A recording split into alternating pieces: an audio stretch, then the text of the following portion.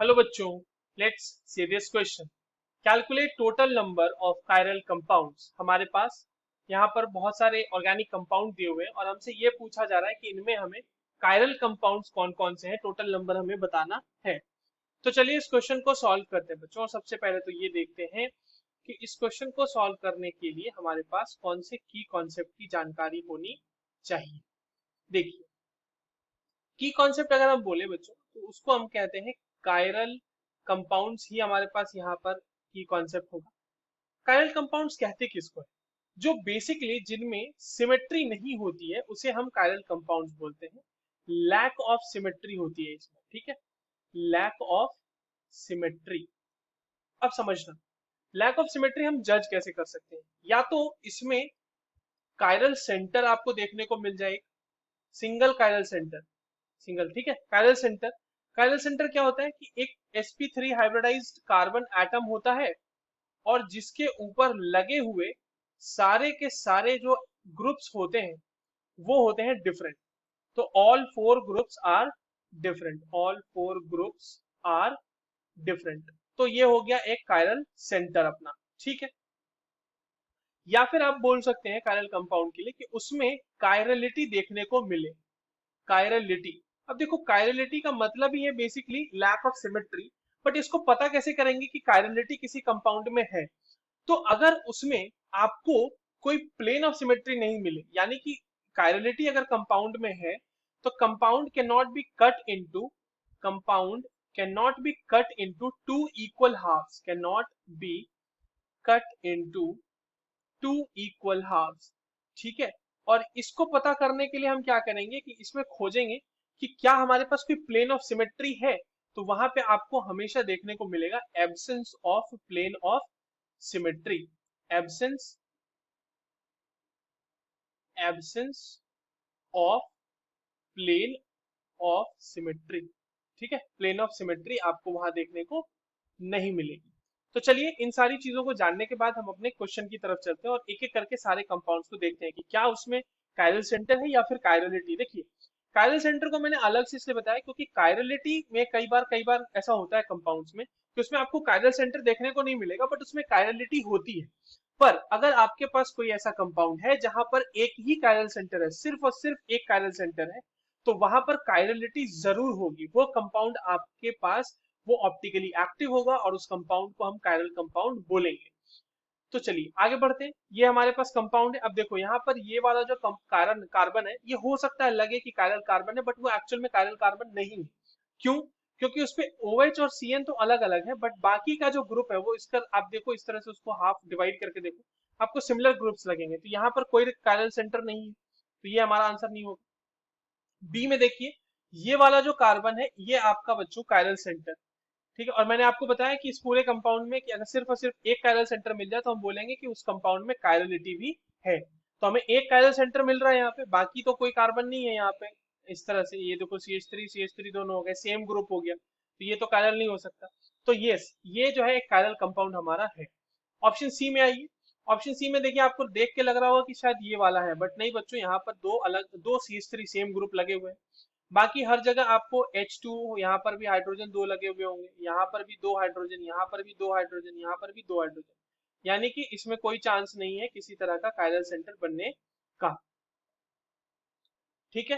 तो ये वाला जो कंपाउंड होगा हमारा, ये हमारे पास कायरल सेंटर मतलब कायरल कंपाउंड नहीं होगा। ऑप्शन डी में देखिए, ऑप्शन डी को आप जब देखोगे तो आपको लगेगा कि ये वाला कार्बन हो सकता है सर, बिकॉज ये तो CH3 है, यहाँ पर CH3 अगेन यहाँ पर भी CH3, ये वाला हमें लग सकता था। बट देखो आप, ये दोनों ग्रुप जो इस साइड और इस साइड ग्रुप लगे हुए हैं वो सेम है, तो ये भी कायरल सेंटर नहीं है, तो ये भी हमारा कायरल कंपाउंड नहीं होगा। अगला, ये कंपाउंड जो आपको दिख रहा है यहाँ पर देखिए, ये कायरल सेंटर है और ये भी कायरल सेंटर है, और दोनों कायरल सेंटर का कॉम्पोजिशन अलग है। कैसे?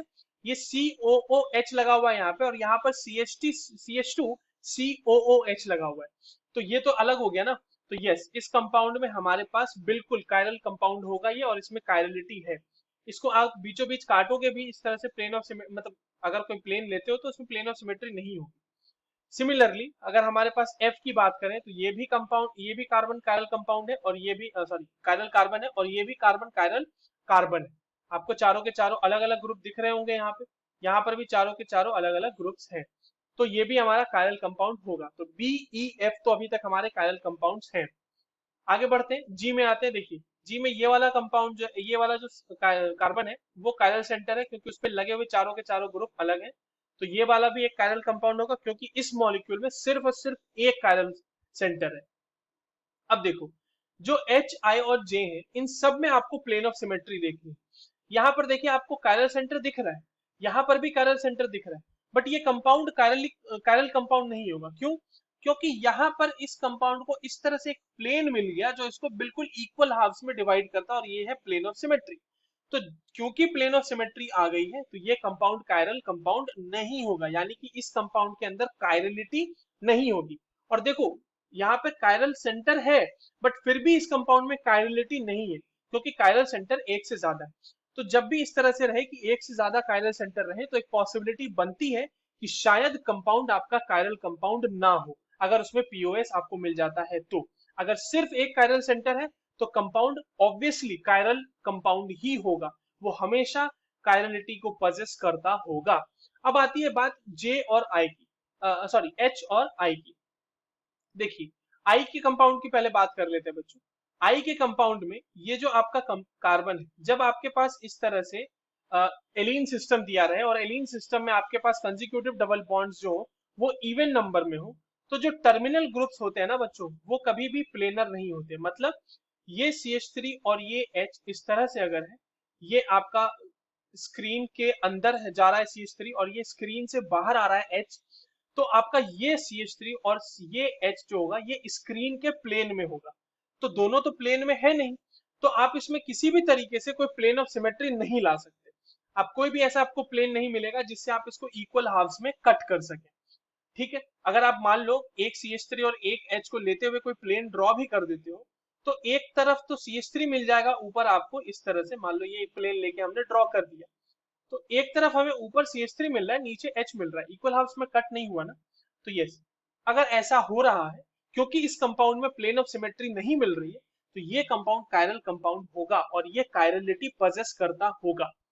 H में भी सेम चीज है। देखिए H में ये बाइफिनाइल सिस्टम है बच्चों, और बाइफिनाइल सिस्टम में क्या होता है कि जब आपके पास बल्की ग्रुप्स होते हैं ना, तो ये दो फिनाइल ग्रुप्स इस तरह से एक दूसरे के परपेंडिकुलर प्लेन में चले जाते हैं। एक अगर आपका फिनाइल इस तरह से हॉरिजॉन्टल प्लेन में है, तो एक वर्टिकल इस तरह से आपका आ जाएगा, ये हो जाएगा आपका प्लेनर ओरिएंटेशन हो जाएगा। और अब आप इसमें देखो, इसमें भी आपको यहाँ पर लगा हुआ है SO3H, तो ये आपसे स्क्रीन के अंदर जा रहा है। ये वाला SO3H जो यहाँ पर लगा हुआ है, सॉरी ये NO2 लगा हुआ है यहाँ पे, ये वाला जो NO2 होगा, ये वाला जो NO2 है ये स्क्रीन के प्लेन में है, और ये SO3H जो है ये भी स्क्रीन के प्लेन में है, और ये वाला NO2 जो है ये स्क्रीन से बाहर की तरफ आ रहा है, और ये वाला SO3H वो स्क्रीन के अंदर जा रहा है। तो हम फिर से देख पा रहे हैं कि इस मॉलिक्यूल में किसी तरह की कोई प्लेन ऑफ सिमेट्री हमें ऑब्जर्व नहीं होगी, कोई मॉलिक्यूल कोई प्लेन मिलेगा ही नहीं जो इसको इक्वल हाफ्स में काट सके। तो ये भी मॉलिक्यूल कायरल मॉलिक्यूल होगा। तो ये भी एक हमारा कायरल कंपाउंड है। तो कुल मिला के हमारे पास कितने कायरल कंपाउंड्स आ गए बच्चे, चलिए काउंट कर लेते हैं। बी है हमारा 1, ई है 2, एफ है 3, 3 हो गए, 4 जी हो गया, एच हो गया हमारा 5, और आई हो गया हमारा 6। तो कुल मिला के हमारे पास 6 ऐसे कंपाउंड है जो कायरल कंपाउंड हैं। So the correct answer for this question will be 6. I hope you understood this well. All the very best.